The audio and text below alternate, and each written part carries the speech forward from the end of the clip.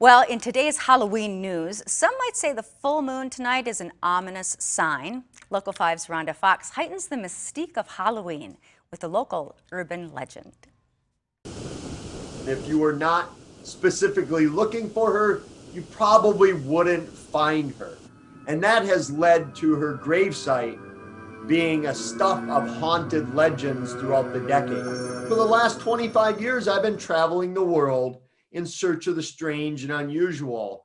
It's a folktale that's haunted Appleton for quite some time. The legend is that Kate Blood murdered her husband and their young children.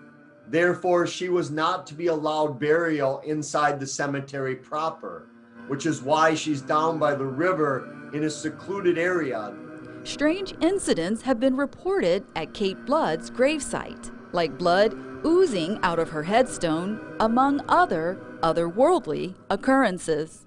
People often come out here and see a shadowy figure standing behind the gravestone. But when they try to get closer or to make out who or what it might be, it simply vanishes into thin air. Other people hear odd noises, disembodied balls of light floating through the area. So I decided to see if the Kate Blood urban legend was true. Here's the video.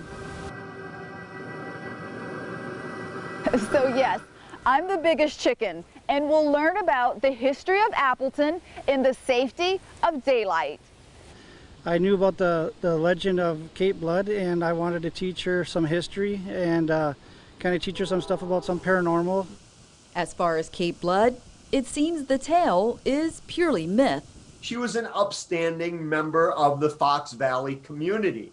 In the 1800s, she was married, had a daughter, and lived a life where she was helping out her community. So the origin of her murdering her husband and their children is just not accurate, even though people still have experiences out there.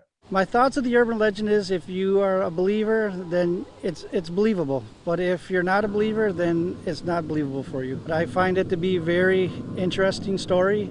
In Appleton, Rhonda Fox, Local 5 News.